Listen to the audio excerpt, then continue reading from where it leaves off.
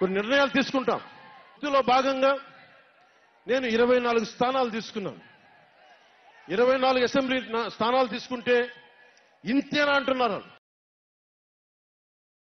జగన్ గుర్తుపెట్టుకో, అర్ధపాతాళానికి తొక్కకపోతే నా పేరు పవన్ కళ్యాణే కాదు, మా పార్టీ జనసేనే కాదు, మర్చిపోకో.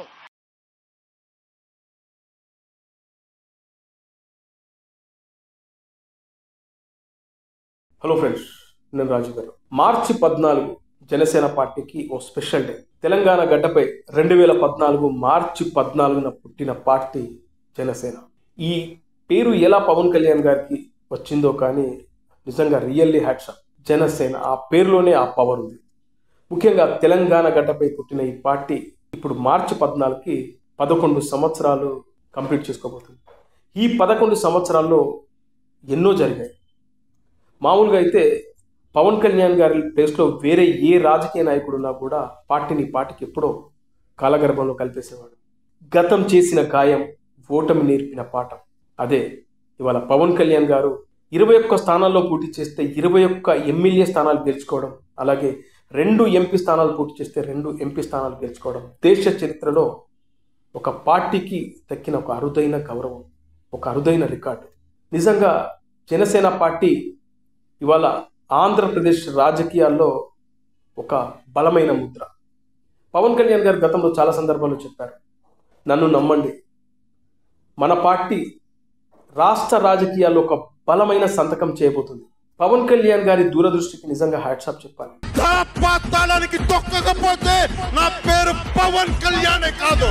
2014 మార్చి 14 ఇంకా గుర్తుంది మనకు. కాకి చొక్క వేసుకుని వచ్చి జనసేన పార్టీ ఆవిర్భావం రోజున పవన్ కళ్యాణ్ గారు ఇచ్చిన స్పీచ్ ఇప్పటికీ మనం మర్చిపోలేము. దేశ రాజకీయాల్లో ఒక అద్భుతమైన నాయకుడు రాబోతున్నాడనే ఒక సంకేతాన్ని పంపించిన స్పీచ్ అది.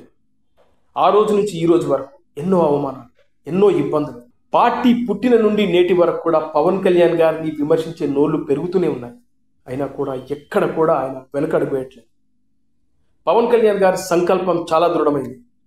ఈరోజు డిప్యూటీ సీఎం స్థాయికి ఎదిగాడంటే దాని వెనకాల ఎన్ని కష్టాలు, ఎన్ని ఇబ్బందులు, ఎన్ని అవమానాలు.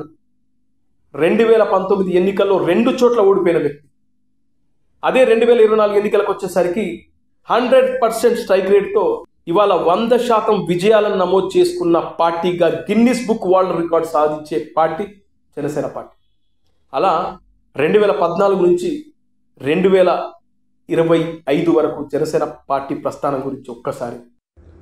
రేపటి భవిష్యత్తుకు బాటలు వేసుకుంటూ అసాధ్యాలను సుసాధ్యం చేయడమే జనసేన పార్టీ లక్ష్యం. ఈ 11 ఏళ్ల ప్రస్థానంలో జనసేన పార్టీ సాధించింది ఏంటి? ఒక్కసారి జనసేన పార్టీ ప్రస్థానాన్ని మనం గమనిస్తే బీజేపీ 2 సీట్లతో తమ ప్రస్థానాన్ని మొదలుపెట్టింది. అప్పుడు ఎల్కే అద్వానీ గారు, అటల్ బిహారీ వాజ్పేయి గారు మన ప్రస్థానం 2 సీట్లతోనే మొదలైందని ఎక్కడ కూడా నిరాశపడలేదు. ప్రతిరోజు, ప్రతి క్షణం, ప్రతి నిమిషం క్యాడర్కు మనం బలంగా ఉన్నాం, మనం గెలుస్తున్నాం, గెలవబోతున్నాం అనే ఒక తారక మంత్రాన్ని క్యాడర్కి ఎప్పటికప్పుడు చెబుతూ దిశానిర్దేశం చేశారు. ఎక్కడ కూడా మనకు బలం లేదు, మనం బలహీనంగా ఉన్నాము, మనం ఓడిపోబోతున్నాము అని ఎక్కడ కూడా క్యాడర్కు చెప్పకపోవడమే ఆయన సక్సెస్ సీక్రెట్. జనసేన పార్టీ ప్రస్థానం కూడా జీరోతోనే. అంటే 2014లో పార్టీ పెట్టిన తర్వాత పవన్ కళ్యాణ్ గారు పోటీ చేయలేదు. ఆ 2014లో కాకి చొక్క వేసుకొని ఇదే మార్చి 14 నాడు హైదరాబాద్లో ఇచ్చిన స్పీచ్కి యావత్ తెలుగు రాష్ట్రాలతో పాటు ఇప్పుడు దేశాన్ని ఏలుతున్న శ్రీ ప్రధానమంత్రి నరేంద్ర మోడీ గారు, అలాగే అమిత్ షా గారు కూడా ఈ స్పీచ్ విని వావ్, వరే వా, ఎవరితను, ఇతన్ని మన దగ్గరికి తీసుకురండి అని చెప్పారంటే మీరు అర్థం చేసుకోండి. విమర్శకులు కూడా ఆ స్పీచ్ తర్వాత ఇలాంటి వాడు కదా రాజకీయాల్లోకి రావాల్సింది, థర్డ్ ఆల్టర్నేటివ్ లేదా అనుకుంటున్న సమయంలో బలంగా ఒక ఫోర్స్గా వచ్చిన పార్టీ జనసేన పార్టీ. విధి విధానాలు, సిద్ధాంతాలు నిజంగా హ్యాట్స్ ఆఫ్. ఇలాంటి పార్టీ కావాలి మనకు అని అనుకున్నాం ఆ రోజున. ఆ సమయంలో సోము వీర్రాజు గారిని పిలిపించుకొని ఈ స్పీచ్ తెలుగులో మాట్లాడిన స్పీచ్ హిందీలో మాకు చెప్పు అని అడిగారంట. పవన్ కళ్యాణ్ గారు మాట్లాడిన ప్రతి మాటని ఆయన హిందీలో ట్రాన్స్లేషన్ చేస్తూ వాళ్ళకి చెప్పడం జరిగింది. వెంటనే వాళ్ళు ఇతన్ని మన దగ్గరికి తీసుకురా, అని చెప్తే పవన్ కళ్యాణ్ గారిని సోము వీర్రాజు గారు దగ్గరుండి తీసుకెళ్లారు గుజరాత్కి. తీసుకెళ్ళిన తర్వాత అక్కడ జరిగిన ఆ మీటింగ్ తర్వాతే జనసేన పార్టీ అధినేత పవన్ కళ్యాణ్ గారు బీజేపీకి మద్దతు తెలపాలని నిర్ణయించుకున్నారు.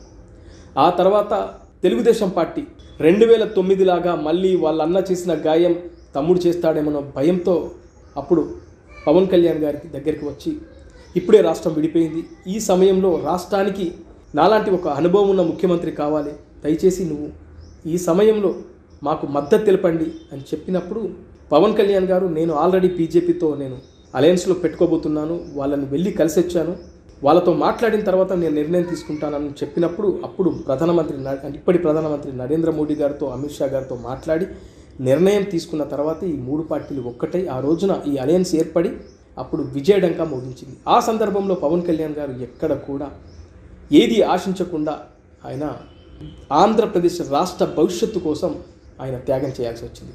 ఆ త్యాగం ఇప్పటికీ కూడా కంటిన్యూ అవుతూనే ఉంది రాష్ట్ర భవిష్యత్తు కోసం. ఇక 2014 ఎన్నికల తర్వాత రాష్ట్రంలో తెలుగుదేశం పార్టీ అధికారంలోకి వచ్చిన తర్వాత ఆయన కొన్ని అనుకున్న పనులు సాధించగలిగాడు. అందులో ఒకటి ఉద్దానం కిడ్నీ బాధితుల సమస్య. నిజంగా ఇలాంటి సమస్య ఒకటి ఉందని ప్రపంచానికి తెలియజేసిన ఏకైక వ్యక్తి పవన్ కళ్యాణ్ గారు. ఉద్దానం కిడ్నీ బాధితులను బలంగా ఆదుకున్న వ్యక్తి పవన్ కళ్యాణ్ గారు. ఆ తర్వాత ఆయన కొన్ని సమస్యలపై పోరాటం చేస్తూ ఆ సమస్యల్ని అప్పటి రాష్ట్ర ప్రభుత్వానికి తెలియజేస్తూ వాటికి పరిష్కారం చూపించారు పవన్ కళ్యాణ్ గారు.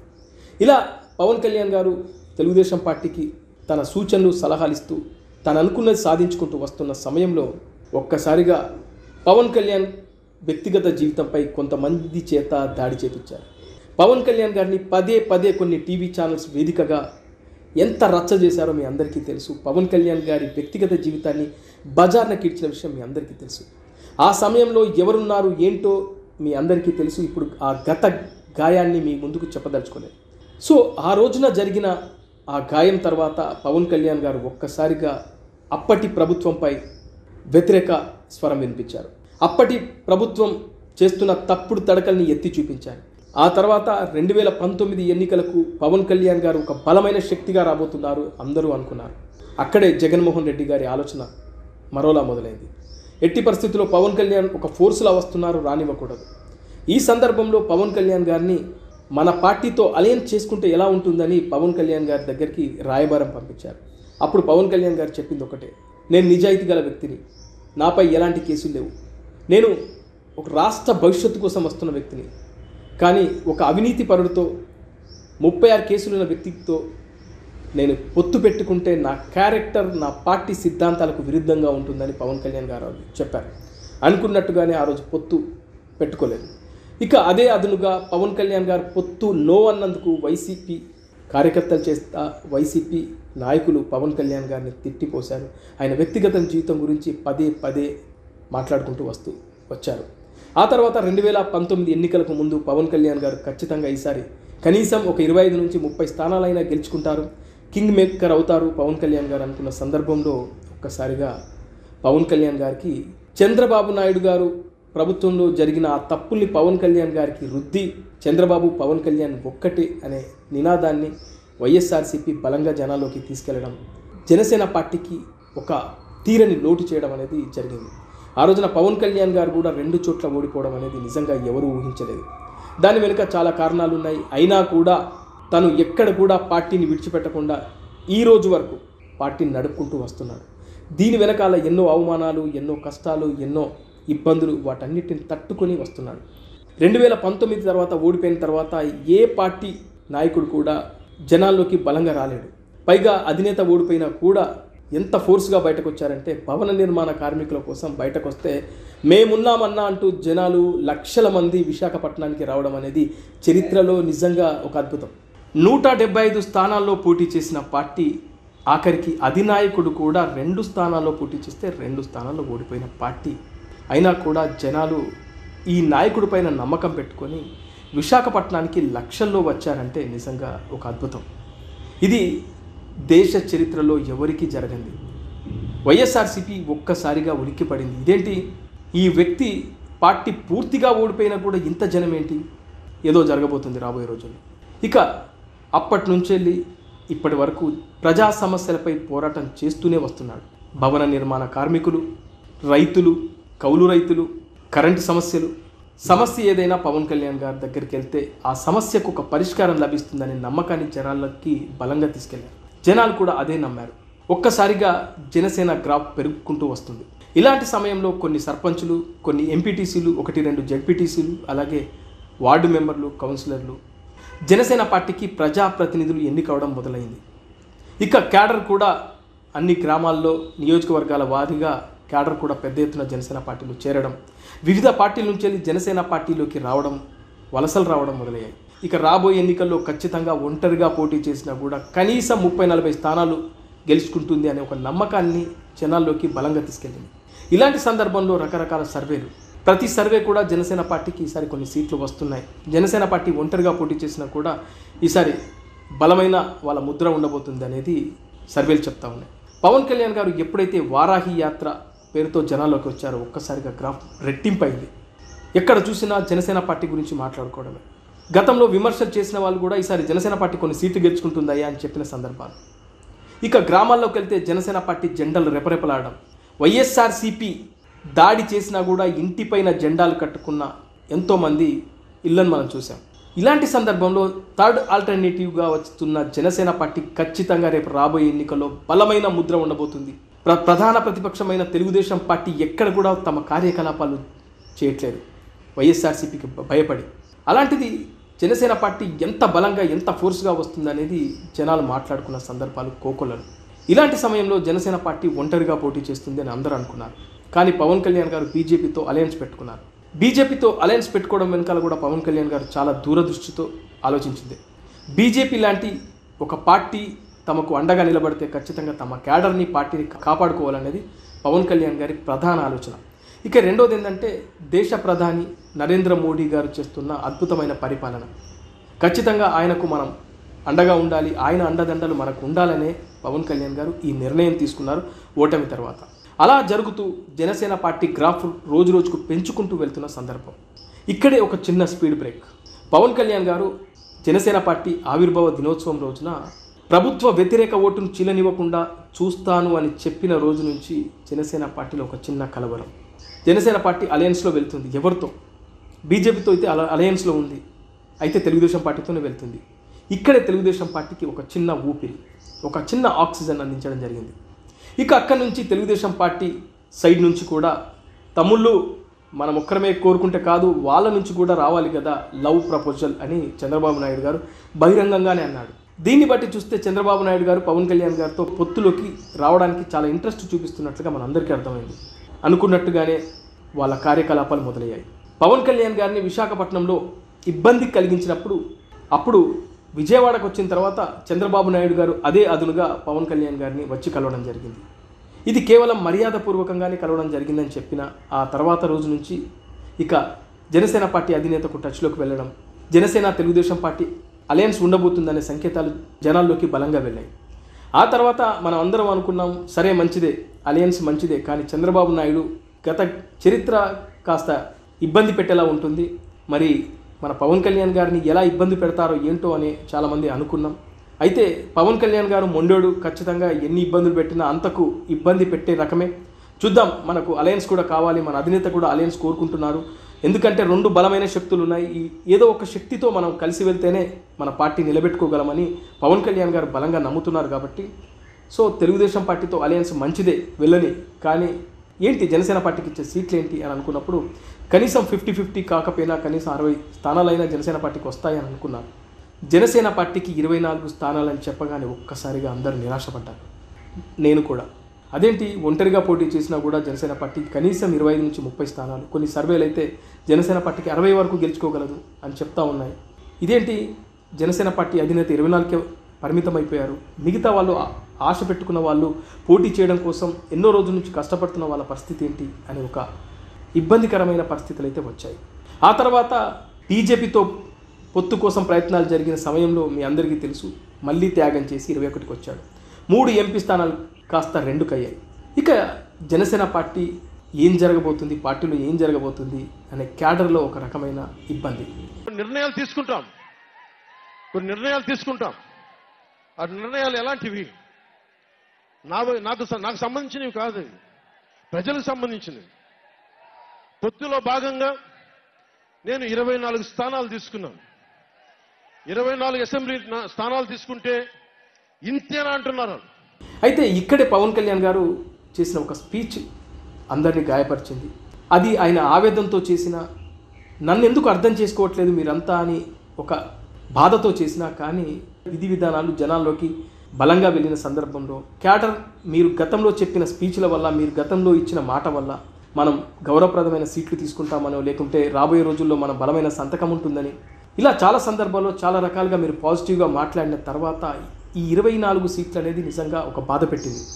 అయితే ఆ రోజున తాడేపల్లిగూడెంలో పవన్ కళ్యాణ్ గారు చేసిన ప్రసంగం ఏదైతే ఉందో, మనకు బలం లేదు, మనం బలహీనంగా ఉన్నాము అని చెప్పిన స్పీచ్కు చాలామంది కూడా ఇబ్బంది పడ్డారు.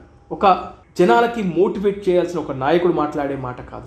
ఇదే ఇక్కడ పవన్ కళ్యాణ్ గారు క్యాడర్ నమ్మకాన్ని పోగొట్టుకున్న సమయం. ఆ రోజున మీరు ఆవేదనతో మాట్లాడారో లేదా అసహనంతో మాట్లాడారో తెలియదు, కానీ మిమ్మల్ని నమ్మి మీ వెనకాల నడిచే జన సైనికులు, అలాగే మీకు మద్దతు తెలుపుతున్న చాలామంది మనసులు గాయపడ్డాయి అనేది పచ్చి వాస్తవం. ఆ తర్వాత అంతా సర్దుకొని ఓకే 24 కాదు, ఒక్కటి తీసుకున్నా తన వెనకాల మనం ప్రయాణం చేద్దామని, ఇదంతా ఒక టీ కప్పులో తుఫాన్ లాంటిదని అనుకొని మీ వెనకాల ఇప్పటికీ ప్రయాణం చేస్తున్న జనసేన పార్టీ క్యాడర్, అలాగే నాయకులు, అలాగే మీకు మద్దతు తెలుపుతున్న చాలామంది జర్నలిస్టులు, అలాగే సామాన్య ప్రజలు, ఇలాంటి వాళ్ళు దొరకడం జనసేన పార్టీ అదృష్టం నిజంగా. ఇక పవన్ కళ్యాణ్ గారు ఏ నిర్ణయం తీసుకున్నా ఆయన వెనకాల నడుద్దాం, ఆయనకు మద్దతు తెలుపుతాం అని చెప్పేసి ఆ రోజు నుంచి స్టిల్ ఈ రోజు వరకు కూడా చాలామంది ఆయన వెంట నడవడానికి సిద్ధమవుతున్నారు. కాపు సామాజిక వర్గం ఎప్పటి నుంచో కోరుకుంటున్న ఒక వ్యక్తి ముఖ్యమంత్రి కావాలనే ఒక కళ పవన్ కళ్యాణ్ గారి రూపంలో జరగబోతుందని అందరూ ఆశించారు, కలలు కన్నారు. 11 సంవత్సరాలు అలా గడిచిపోయాయి. రేపు 12వ సంవత్సరంలోకి అడుగు పెడతా ఉన్నారు. ఈ 12 సంవత్సరాల్లో ఒకటి మాత్రం చెప్పగలను, జనసేన పార్టీకి మంచి భవిష్యత్తు ఉంటుందని చాలామంది కోరుకుంటున్నారు. ఎందుకంటే నేను చాలా సందర్భాల్లో చెప్పుకుంటూ వస్తున్నాను, దేశంలో 2 పార్టీలకు డబ్బు మద్యం పంచిపెట్టకుండా ఒకే ఒక్క పిలుపుతో ఎవరైనా వస్తారు, ప్రజలు లక్షల్లో వస్తారు అంటే అది జనసేన పార్టీ, బీజేపీ పార్టీకి మాత్రమే. కేవలం ఒకే ఒక్క పిలుపుతో లక్షల్లో జనాలు వస్తారు. కానీ మిగతా పార్టీలకు డబ్బు మద్యం బస్సులు తరలిస్తే కానీ జనాలు రారు. ఎస్, పవన్ కళ్యాణ్ గారి సంకల్పం చాలా గొప్పది. 0 నుంచి హీరో స్థాయికి ఎదిగిన వ్యక్తి. 2019 ఎన్నికల్లో ఒక్క సీటు గెలుచుకుంటే ఆ ఒక్క సీటును కూడా లాగేసుకున్నారు. ఇవాళ 21 ఎమ్మెల్యేలు, 2 ఎంపీలు ఉన్నారు. మనిషి అనేవాడు ఎవడైనా జనసేన పార్టీలో చేరుతారని కారుకూతలు పూశారు. ఇవాళ అదే జనసేన పార్టీలో చాలామంది పేరున్న నాయకులు చేరుతున్నారు. రేపు రాబోయే రోజుల్లో జనసేన పార్టీ ఇంకా బలంగా తయారవుతుంది. ఏదైతే పవన్ కళ్యాణ్ గారిని ముఖ్యమంత్రిగా చూడాలని కలలు కన్న చాలామంది ప్రజల ఆశ నెరవేరే రోజులు కూడా వస్తాయి. ఖచ్చితంగా ఆ రోజును చూస్తాం. ఆ రోజు కోసం వెయిట్ చేద్దాం. నిరంతరం జనసేన అధినేత అడుగుజాడలో నడుస్తున్న జన సైనికులకు, అలాగే జనసేన పార్టీ నాయకులకు జనసేన ఆవిర్భావ దినోత్సవ శుభాకాంక్షలు. అలాగే ఎవరైనా సబ్స్క్రైబ్ చేసుకోకపోతే చేసుకోండి. మన వాయిస్ని ఇంకా బలంగా వినిపిద్దాం.